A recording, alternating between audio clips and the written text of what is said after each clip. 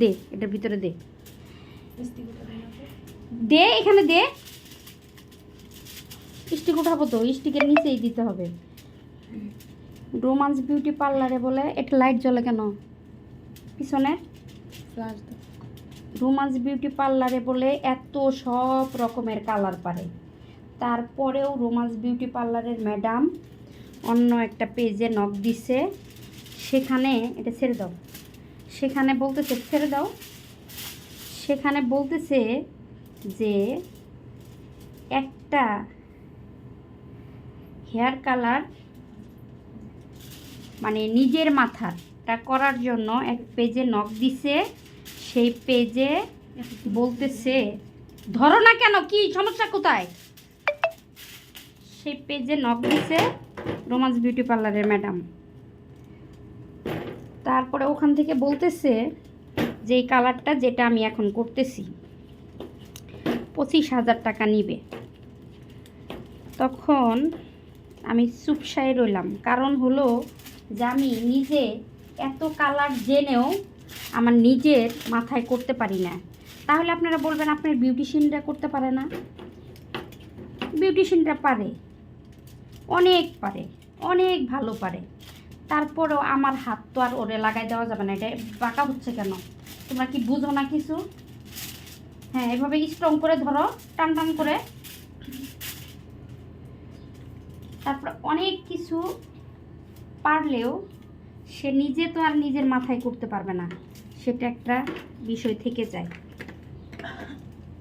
তারপরেই তো ভাবতেছি যে আমি নিজে না করতে পারলে কি হবে, আমি এত কম টাকা দিয়ে এত হেয়ার কালারগুলো করে দেই, তারা এত প্রাইস চাইলো আমার কাছে, তারপরেও আমার খারাপ লাগে নাই। যখন খারাপ লাগে কখন? যখন আমার ক্লায়েন্টরা আমার 2,000, 3,000, 4,000 টাকার কালারে যখন বলে যে আপু 1500 টাকা দেই, 1,000 টাকা দেই, তখন আমার খারাপ লাগে যে 25,000 টাকার কালার কেমনে 1,000 টাকায় আমার ক্লায়েন্টে চায় বা 1500 টাকায় চায়। আমার মেডিসিনের টাকাই তো উঠে না। ছাড়ো ছাড়ো, আমার মেডিসিনের টাকাই তো উঠে না। আর আমি এক পেজে তখন মাঝে মাঝে আমার ক্লায়েন্টদেরকে শেয়ার করি যে আমি এই যে দেখেন এই পেজে নক দিছি, দেখেন কত টাকা বলছে এবং চাইছে। তো আমি কম টাকা দিয়ে সার্ভিস দেই ভালো করে, তাও মানুষের অনেক কিছু এখানে বলার থাকে যে এত কম টাকা দিয়ে আমি এত ভালো সার্ভিস কিভাবে দিই, কিভাবে সম্ভব। এই যে দেখেন এই হেয়ারটা আমি এর আগের 12 কালার করছি, কিন্তু কালারের মধ্যে বেশি কালার দিলে পরে এটা গলে যাবে। এই যে দেখেন কত বি কেয়ারফুল হয়ে হয়ে কাজ করতেছি।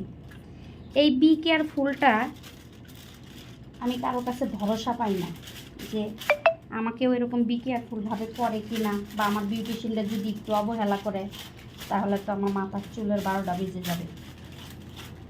বা দক্ষ একটা সেলুন ওনারের হাতে করলে পরে সে অবহেলা করবে না। কোনো সেলুনের ওনাররা কখনোই অবহেলা করে কাজ করে না, কারণ হলো যে সে সেলুনটাকে টিকায় রাখবে, এই কারণেই কখনো অবহেলা করে চিন্তা করে না যে কাজ করবে। ধরো ধরো ধরো, ভাগ দাও। এখন আমার এই ভাগটা হবে নিচে থেকে, এই পাশ থেকে